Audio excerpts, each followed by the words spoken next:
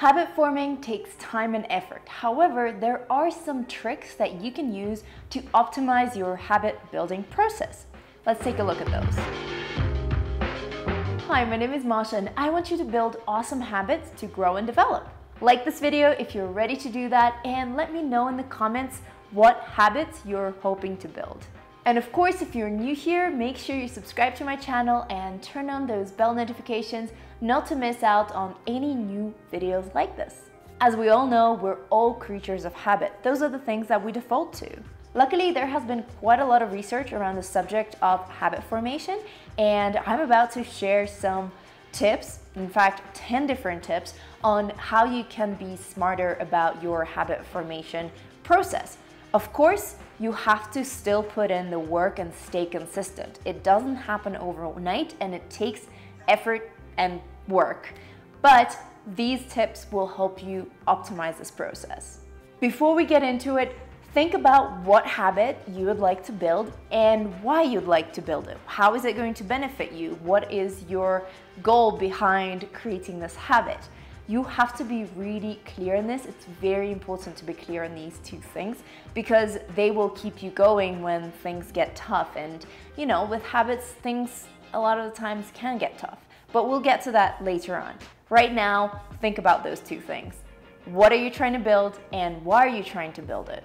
To make it easier and more fun, I've created a free habit formation worksheet, which you can find using the link in my description. But in that worksheet, I will take you through some foundational questions that will help you build some structure into this process before you start approaching it.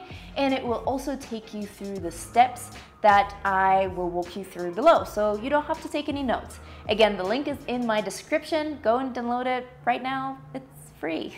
Now that we have discussed what habit you're trying to build and why are you trying to build it, it is time to strategize. So let me walk you through those 10 different habit formation hacks that will help you strategize about your habit formation process.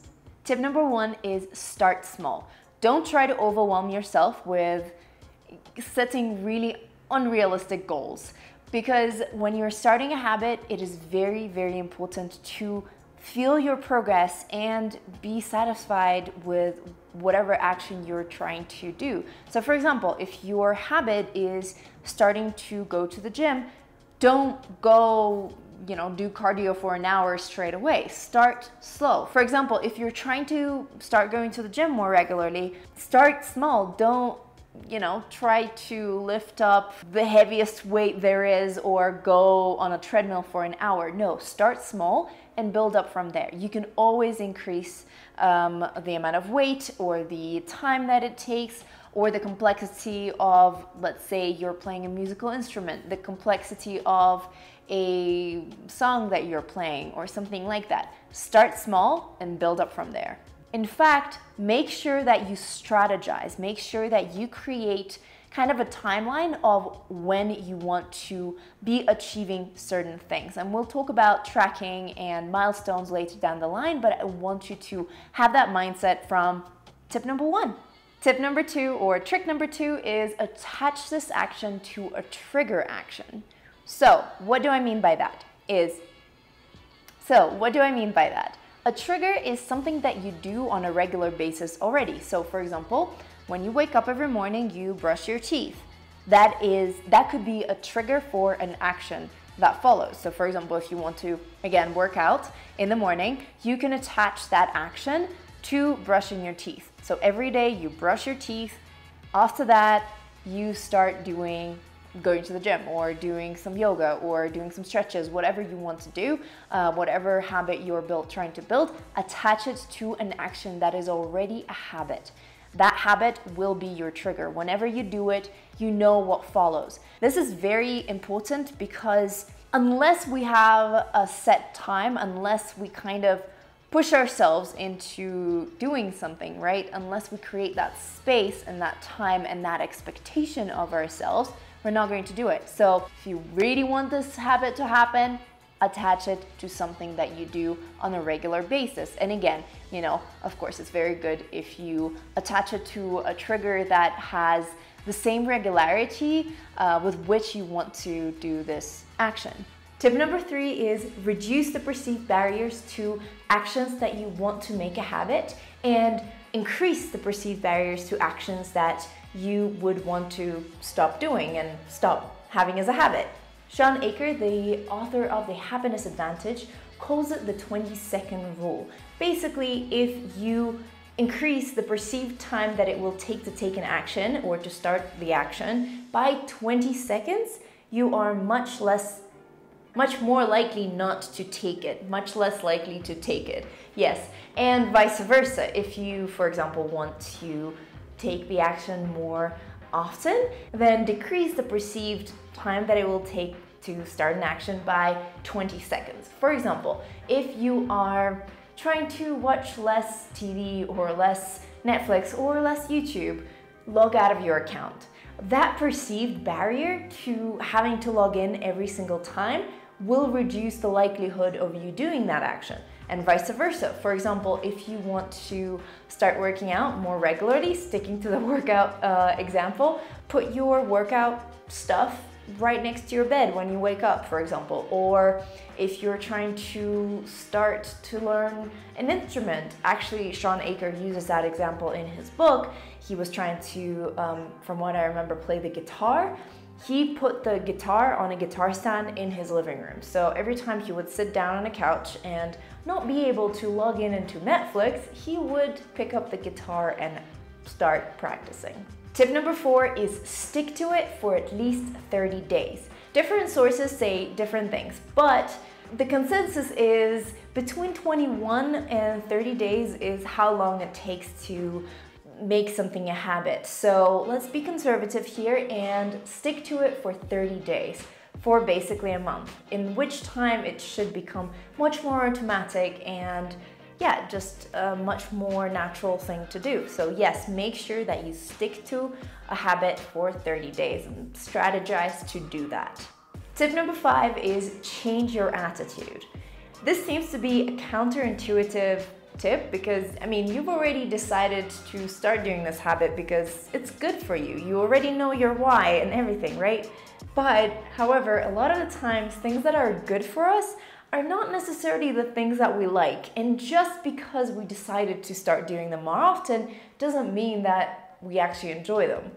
So I want you to change that mindset and start enjoying them. Let's say that you are trying to eat more healthy and introduce more vegetables into your diet.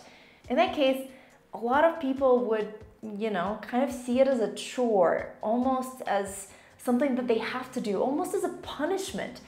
But if you want to make something a habit, you shouldn't see it that way. You should see it as a fun thing, maybe even as a reward if you can. But basically, you need to change your mindset and change your perspective of what you're trying to make a habit in order to actually make it a habit. So with the vegetables example, what you can do is really enjoy those vegetables or find recipes that you really like so that you like vegetables. It doesn't have to be all steamed broccoli. Broccoli can be cooked in so many different ways and it is delicious. I had broccoli tacos the other day and they were amazing. All right, I'm not going to go any further into this example, but you see my point. By shifting our mindset and shifting our perspective of something from a chore to something that we actually enjoy and look forward to do, we're much more likely to do that thing, right? Because it's not a chore anymore and we don't like to do chores. So yeah, that was tip number 5.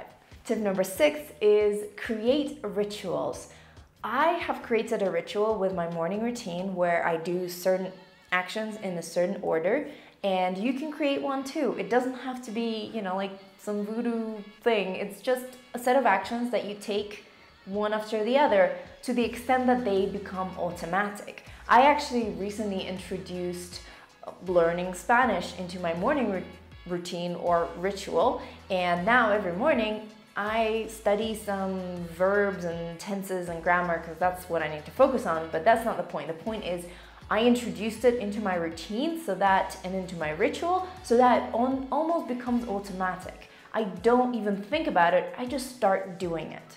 So yes, create rituals, and I will do a separate video on rituals sometime at a later date. But basically what you want to look out for is some repeating procedures throughout the day. So for example, waking up, having your morning coffee, or starting work, lunch break, something that repeats every single day that you can attach these automatic behaviors for, and then, basically pile them up like little beads on a necklace.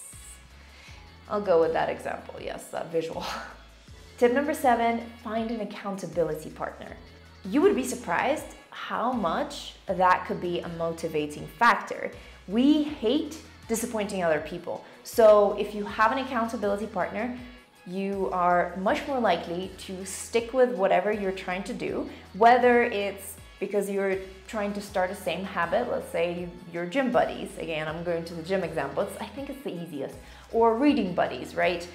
Let's go to another example. If you want to read more books together, you can set certain goals and milestones and do it together and check in on your progress. Or it could be someone that is not trying to start a habit, but cares about you and will ask you and will keep you accountable on your progress. So find an accountability partner who will keep you on track with your habit. Tip number 8 is track your progress. So we've already talked about starting small and progressing. This tip is slightly different. It's about tracking your habit and how often you do it. Whether you're tracking it in your journal, or you use a habit tracker, or you use a calendar, it should be something that gets in your face and tells you you can do this, and basically doesn't allow you to feel comfortable with missing a day or two. You want to make sure that it also keeps you accountable, and at the same time allows you to track your milestones, allows you to track your progress, and like you started here and now you're here, now you are playing this type of song on your instrument. I don't know, but basically track your progress. There's so many different apps that you can use. There's so many different trackers that you can use that are journals. So just do whatever fits your lifestyle, fits your recording style, and do that. Tip number 9 is don't see it as all in or all out. What do I mean by that? I mean, if you missed a day, that's it. You didn't stick to a habit, and you might as well forget about it, quit and give up because you're not worthy of starting a habit, you're not worthy of being healthy or happy, blah, blah, blah, blah. It shouldn't be all in or all out. Life is a constant work in progress, and we're all work in progress. So see it as a work in progress. Don't see it from a place of if you miss a day, that's it. It's not worth it. Just, keep on going at it. Habits take time and it will be difficult. So if you missed a day, it's okay. You can either restart the 30-day process if you really want to, or you can just continue as if nothing happened. So yeah, I don't want you to feel guilty about missing a day. I want you to feel guilty about missing a day, but if you do have to miss a day, if you did miss a day, I don't want you to stop your progress. I want you to keep on going. Actually, a friend of mine has this theory where if she misses one day of doing something that she does on a regular basis, it's fine, but she cannot miss more than one day. She can only miss one day at a time. 2 days is a no-no, because then she kind of breaks the cycle. So that's a good strategy to have as well, so implement that. It's not all in or all out. And finally, tip number 10 is celebrate your milestones. Remember when we talked about the progress from here to there? Set milestones that you want to reach on the timeline of your habit, and when you reach those milestones, really celebrate them. Take yourself out for a coffee or a brunch, or I don't know, do something that you really enjoy doing to really recognize yourself, because a lot of the times we're very harsh on ourselves. We have this internal voice that tells us that we're not good enough, but we don't celebrate things that, we do that is good, or at least not all the time. So, little things like this matter, or maybe it's a big thing. I don't know what your habit is, but they matter, and I want you to really appreciate yourself for doing them and give yourself a little celebration. So yeah, celebrate your milestones.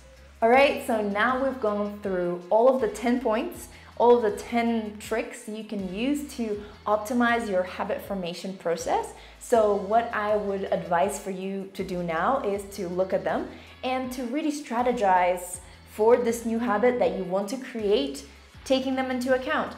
How are you going to reduce the perceived barrier to starting an action? What trigger are you going to attach this action to? Basically, think through all of those things. And in the free habit formation worksheet that I have created, I have allocated a special place for that. So yes, make sure you download that worksheet. It's free, and the link is in my description. I want to help you create this habit because I want you to succeed in life. Once your strategy is in place, it is time to implement. And when things get tough to implement, which they will, unfortunately, we are all resistant to change, even when it's good for us, go back to your why. Really remind yourself of why did you start this habit in the first place? What benefits is it going to have for your life? So yes, go back to your why when it gets tough and make sure you stick to it. Paul Elrod, the author of a wonderful book called The Miracle Morning, divides those 30 days of habit formation into the following 3 stages. The first one is day 1 to day 10, which he calls unbearable, because your mind and your brain is just really resisting the change and it's very difficult to start taking this action. Category number 2 is uncomfortable. That's days 11 to 20, and you are getting more used to this action, but it still feels uncomfortable. It doesn't feel very right. And then finally, the third stage, which is days 21 to 30, and I guess beyond, is unstoppable, because you have basically solidified this change in your head and it's now time to practice this habit. So yes, make sure that you stick with it because it does take time, it does take effort, and the tips that I gave you will help you optimize this process, but it still takes time, it still takes consistency and really, being determined to make it happen.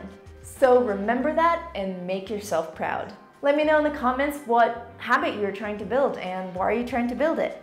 Like this video if you've enjoyed it, and of course share it with a friend who is trying to start a habit. And if you're planning to have an accountability partner, make sure that they watch this video too, because we want to make sure that both of you are on the same page about the strategy. Subscribe to my channel if you haven't yet, and we can also be friends on other social media. You can find me as Coding Blonde. Have a wonderful time the day you're currently experiencing. Bye.